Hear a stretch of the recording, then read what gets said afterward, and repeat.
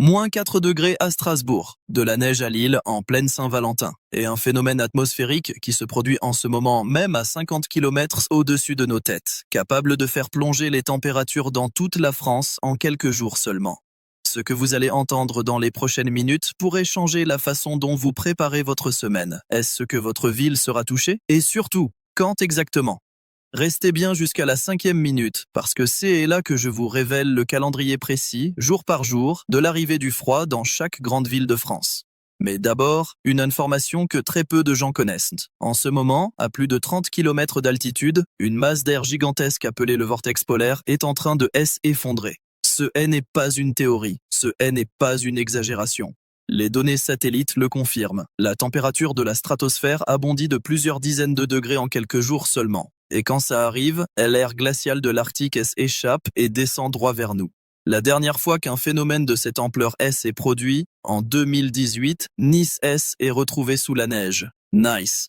Sur la Côte d'Azur, vous imaginez ce que ça peut donner pour Paris, Lille ou Strasbourg. Et attention, la partie la plus importante arrive à la 3e minute 20, quand je vous explique exactement quel jour le froid atteint son maximum dans votre région. Ne zappez surtout pas. Commençons par le nord. Lille, cette ville habituée au froid va vivre quelque chose de différent cette fois. Les températures maximales en journée vont plafonner à 7,7 degrés. Mais c'est la nuit que ça devient sérieux. Le mercure va descendre à 1,4 degré en moyenne. Et autour du 14 février, jour de la Saint-Valentin, il pourrait ne pas dépasser 0,5 degrés. 0,5. En plein après-midi. Imaginez les toitures du vieux Lille blanchies par le givre au petit matin. Les flaques de eau transformées en plaques de glace sur les trottoirs. Et avec des rafales de vent atteignant 28,6 km par heure, la température ressentie chutera entre -3 et -5 degrés. Février est le mois le plus enneigé de l'année à Lille, avec en moyenne 3,3 jours de chute de neige. Et cette année, avec l'effondrement du vortex polaire, ce chiffre pourrait être largement dépassé.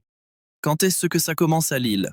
Le froid s'installe à partir du 10 février. Le pic est attendu entre le 13 et le 15 février.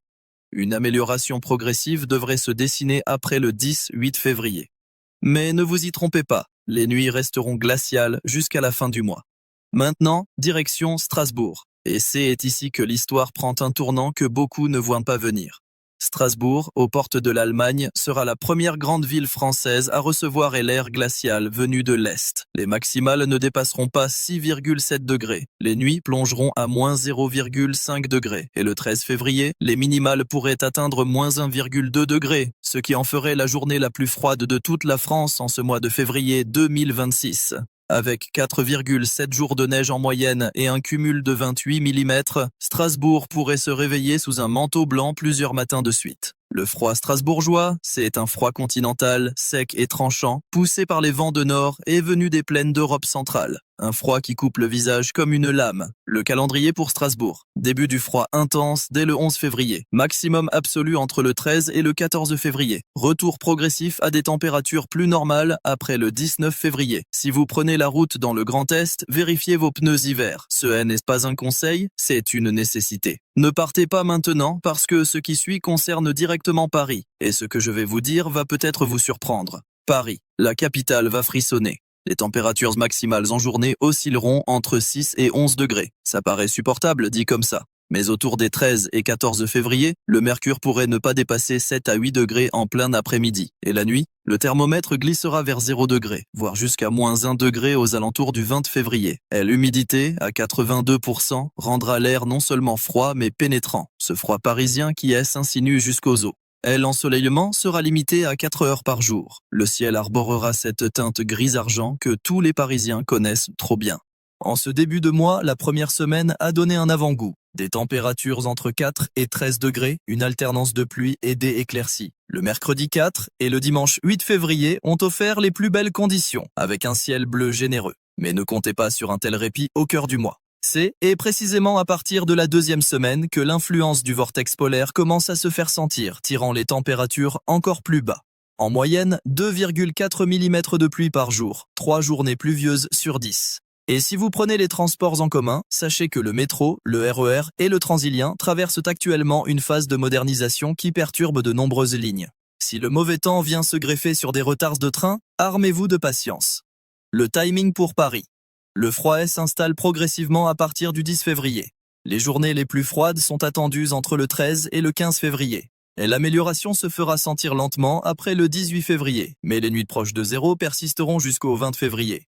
Direction Lyon, et là, un détail change tout. Lyon est la 3e ville de France, et son climat semi-continental lui réserve une surprise. Les maximales tourneront autour de 8 à 9 degrés, les nuits entre 0 et 1 degré. Le 11 février est annoncé comme le jour le plus froid, avec des minimales frôlant moins 0,1 degré. Mais voici ce que beaucoup ignorent. Début février, Lyon enregistrait des températures de 14 degrés, bien au-dessus des moyennes. Ne vous laissez pas tromper par cette douceur. Quand les vents tourneront, la chute sera brutale. Et quand le Mistral S engouffre dans la vallée du Rhône, ce froid sec et glacial devient redoutable. Lyon compte en moyenne 3,9 jours de neige en février. 9 jours dans le mois où le thermomètre passe sous 0, soit 31% du temps. Les cyclistes lyonnais, de plus en plus nombreux, devront redoubler de prudence sur les chaussées gelées. Le calendrier lyonnais, refroidissement net à partir du 9 février. Pic de froid entre le 11 et le 14 février. Amélioration graduelle à partir du 16 février, avec toutefois un risque de gel matinal persistant. Maintenant, voici la promesse que je vous ai faite.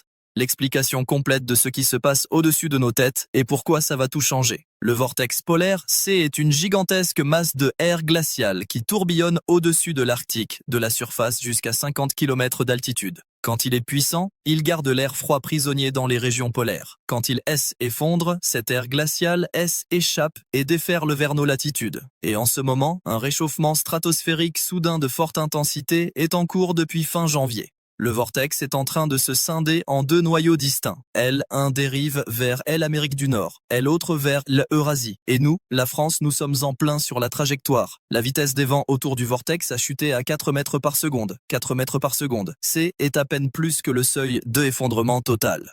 Concrètement, le vortex a perdu sa capacité à contenir l'air froid. Les indices des oscillations arctiques et des oscillations nord-atlantiques pourraient basculer en phase négative courant février, ce qui est typiquement associé à un temps nettement plus froid sur l'Europe. Les effets en surface se manifestent 1 à 3 semaines après le début du réchauffement stratosphérique.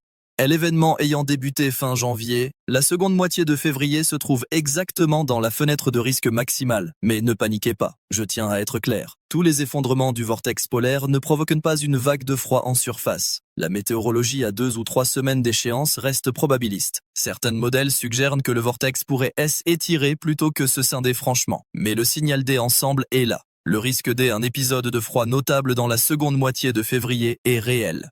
Et mieux vaut être préparé. Ne manquez pas ce qui suit, parce que le sud de la France n'est pas épargné, et certaines villes vont vous étonner.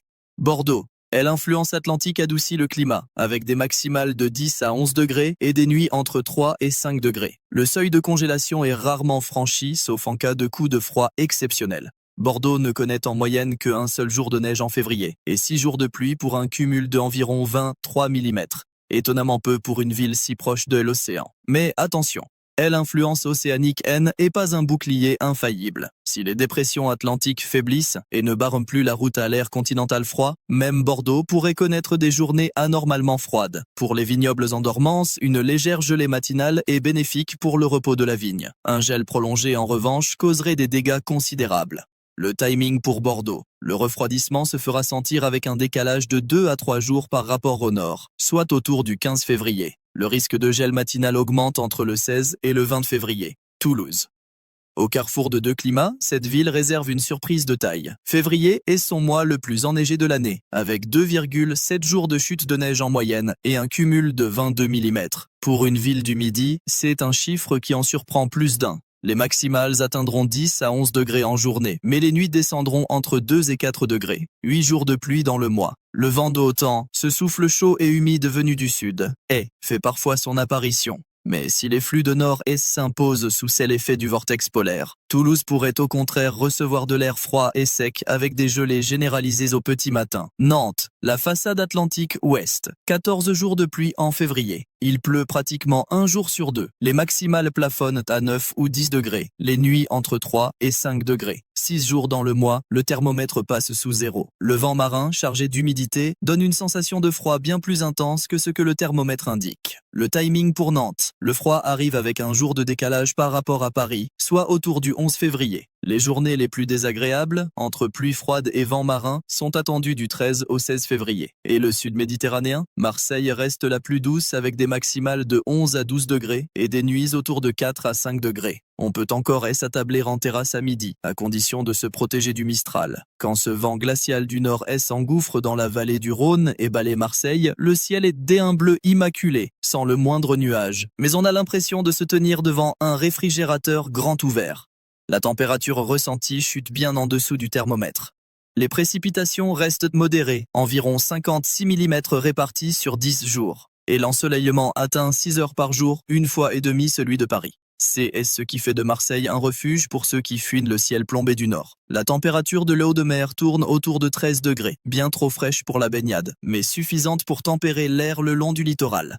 Le timing pour Marseille. Pas de vague de froid majeure attendue avant le 15 février.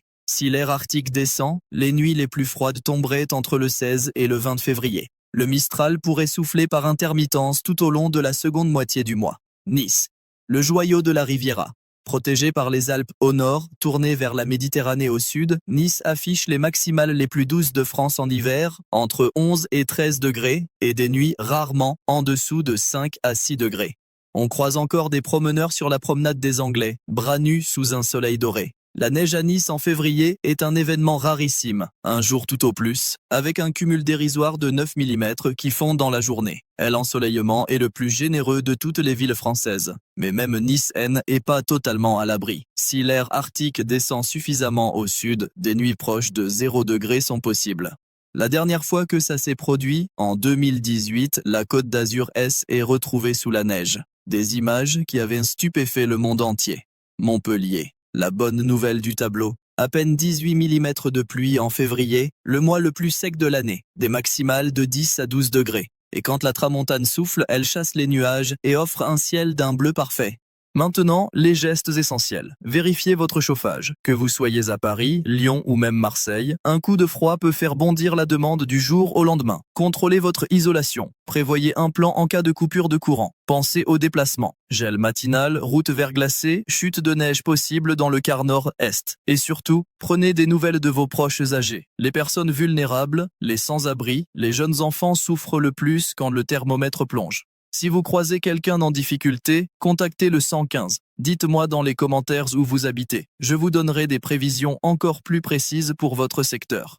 Récapitulons. Le nord, de Lille à Strasbourg, froid intense avec risque de neige, pic entre le 13 et le 15 février. Paris, ciel gris, 6 à 9 degrés en journée, nuit proche de 0, pic de froid du 13 au 15. Lyon, froid continental sec, pic le 11 février. Le sud-ouest, plus clément mais pas à l'abri. Le littoral méditerranéen, le plus agréable, mais le Mistral peut tout changer en quelques heures. Et au-dessus de tout ça, le vortex polaire. Il libère effectivement l'air arctique sur l'Europe dans la seconde moitié de février. Toutes ces températures pourraient se révéler optimistes. Nous pourrions vivre l'épisode de froid le plus marqué depuis plusieurs années. Dans la prochaine vidéo, je vous révèle ce que les modèles de prévision à long terme annoncent pour mars. Parce que ce qui arrive après ce froid pourrait être encore plus surprenant que le froid lui-même. Un indice, les écarts de température entre Moscou et Paris peuvent parfois être bien plus minces qu'on ne le croit. L'hiver 2026 a encore quelques cartes en réserve. Couvrez-vous bien, restez prudents et abonnez-vous.